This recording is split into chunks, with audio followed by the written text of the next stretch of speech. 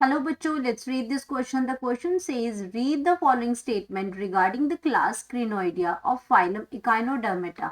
तो यहाँ पे हमें कुछ स्टेटमेंट दिखा दे रखी हैं जो रिगार्डिंग द क्लास क्रिनोइडिया है और फाइलम इकाइनोडर्मेटा से है. स्टेटमेंट क्या है? Ciliated ambulacral grooves are present on the aboral surface. Antedon belonging to the class has a good power of regeneration. The oral surface bears mouth and cloaca and the tube feet lack suckers. अब यहाँ पे कुछ statements हमें दे रखे हैं और हमें यहाँ से क्या करना है? Choose the correct ones. तो सबसे पहले हम बात करेंगे अपने की कॉन्सेप्ट की बात कर रहे हैं. और यहाँ पे हमारे पास जो की कॉन्सेप्ट है वो हम यहाँ पे बात कर रहे हैं अपनी फाइलम इकाइनोडर्मेटा की.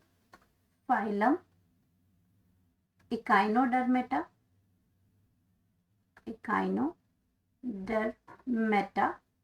इकाइनोडर्मेटा की अगर हम बात करते हैं तो ये आपका क्या होता है? इकाइन का मतलब होता है स्पाइन. तो ये आपकी क्या है? स्पाइनी स्किन्ड ऑर्गेनिजम्स होते हैं. स्पाइनी स्किन्ड ऑर्गेनिजम्स होते हैं. एंड अगर हम बात करते हैं इसमें जो क्लास की बात हो रही है तो वो क्लास जो है हमारी वो है क्रिनोइडिया. अगर क्लास की बात हो रही है तो वो आपकी है क्रिनोइडिया. तो ये है इसकी क्लास. अब इस क्लास से रिलेटेड हमें कुछ स्टेटमेंट्स इसमें दे रखी हैं और वो स्टेटमेंट्स हमें क्या करनी है? हमें बतानी है कि इसमें से कौन सी करेक्ट स्टेटमेंट है. तो फर्स्ट स्टेटमेंट की बात करती हैं कि यहाँ पे क्या प्रेजेंट होता है? सिलिएटेड एम्ब्यूलेकर ग्रूव्स प्रेजेंट होती है. सिलिएटेड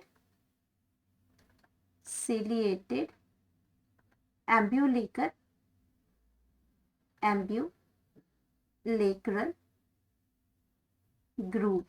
तो ये जो आपकी जो ग्रूव है ये बिल्कुल सही स्टेटमेंट है कि ये जो आपकी सिलेटेड एम्ब्यूलेकर जो ग्रूव है ये प्रेजेंट होती है इकाइनोडर्म्स के अंदर. ये आपकी जो क्लास जो क्रिनोइडिया है उसके अंदर ये प्रेजेंट होती है.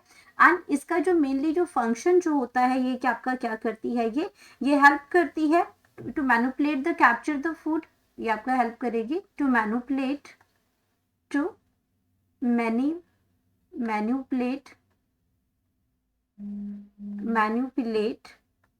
Capture food. तो ये इसके साथ क्या कनेक्ट होते हैं? ट्यूब फीट कनेक्ट होते हैं. इसमें ट्यूब फीट कनेक्ट होते हैं इसके साथ. जो कैप्चर्ड फूड है down the ambulacral grooves along the arm down. इसमें आपके क्या होते हैं? इनमें जो इकाइनोडर्म्स के अंदर आपके क्या होते हैं? ट्यूब फीट प्रेजेंट होते हैं इसमें. और ट्यूब फीट के साथ यहाँ पे आपका क्या प्रेजेंट होता है? इसमें आपका ये जो खाना जो है जो आपका कैप्चर्ड करते हैं ये आपका खाना जाता है माउथ के पास जाता है. और इसमें माउथ जो सिचुएटेड होता है, माउथ जो है इसमें, तो ये आपका कहाँ पे? सिलेटेड एम्ब्यूलेकर जो ग्रूव है ये आपका प्रेजेंट होता है एवोरल सरफेस पे. सबसे पहले तो हम ये समझ लेते हैं कि ये आपका सिलेटेड एम्ब्यूलेकर जो ग्रूव है ये आपका प्रेजेंट है एवोरल सरफेस में. ये स्टेटमेंट तो आपकी क्या है? बिल्कुल करेक्ट स्टेटमेंट है. अगर स्टेटमेंट की अगर हम बात करते हैं तो ये बिल्कुल करेक्ट स्टेटमेंट है.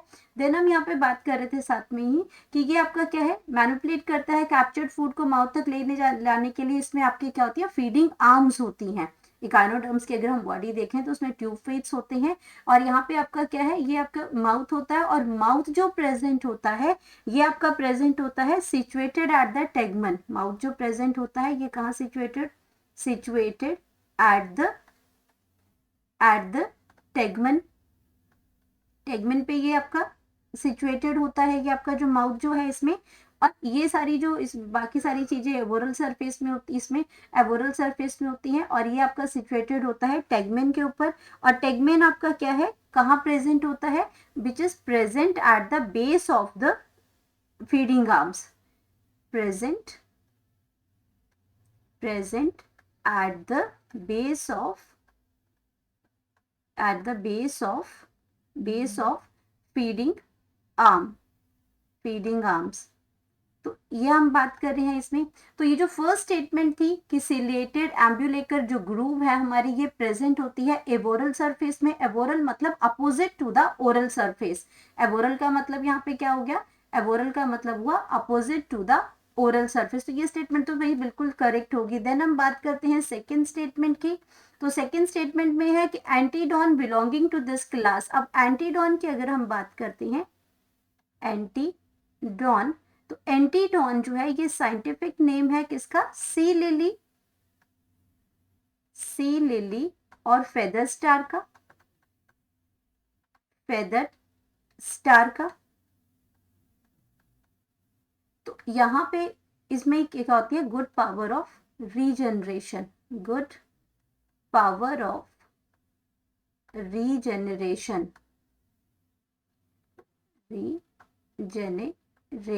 अब गुड पावर ऑफ रीजनरेशन है। रीजनरेशन का मतलब ही क्या होता है कि री मतलब दोबारा, जनरेशन वगैरह, अगर इसके कोई, इसका जो बॉडी है, इसका जो कोई आर्म है वो लॉस्ट हो जाती है तो वो दोबारा रीजनरेट हो जाती है, टिश्यूज है इसमें वो लॉस्ट हो जाए तो दोबारा रीजनरेशन हो जाती है। तो एंटीडॉन जो है वो इस इकाइनोडर्म से आपके बिलोंग करती है, इसमें क्लास जो है वो क्रिनोइडिया से बिलोंग करते हैं और ये आपके क्या करते हैं, गुड पावर ऑफ रीजनरेशन होती है। तो ये स्टेटमेंट भी आपकी बिल्कुल करेक्ट है। देन हम थर्ड स्टेटमेंट की बात करते हैं। थर्ड स्टेटमेंट में लिखा है the oral surface bears mouth and cloaca.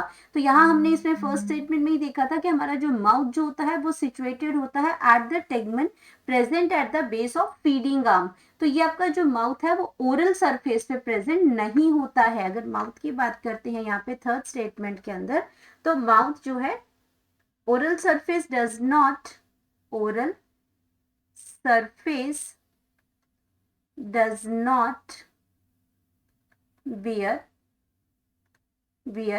mouth। तो माउथ क्या है, ओरल सरफेस पे नहीं प्रेजेंट होता है। और ये आपका हमने बताया था कहाँ प्रेजेंट होता है, at the base of tegmen, side by side ये आपका प्रेजेंट होता है, सिचुएटेड। तो ये आपका सिचुएटेड होगा कहाँ पे, सिचुएटेड साइड बाय साइड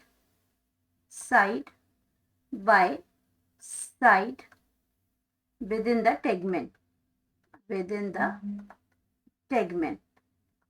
तो ये टेगमेन में ये प्रेजेंट होता है। तो ये ऑप्शन आपका गलत हो जाएगी। टेगमेन कहाँ प्रेजेंट होता है, base of the feeding arm. तो ये हमने पहले भी देखा था इसमें। तो ये ऑप्शन जो है वो आपकी गलत हो जाएगी। देन हम फोर्थ की बात करते हैं, ट्यूब फीट लैग सकर्स। तो ट्यूब फीट के पास जो ट्यूब फीट जो होते हैं वहां सकर्स नहीं प्रेजेंट होते हैं। तो ये जो ऑप्शन है ये बिल्कुल करेक्ट है।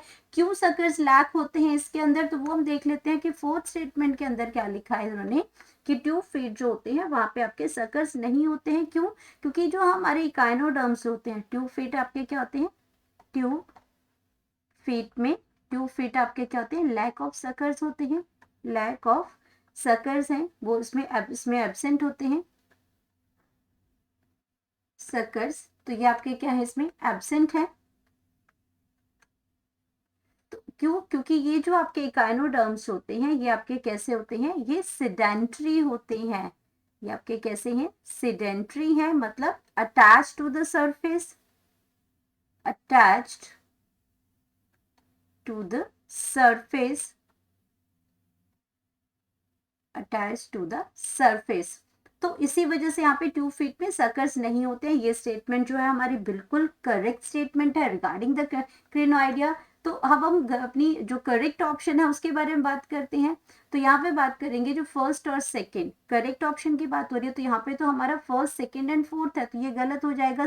थर्ड एंड फोर्थ भी गलत है।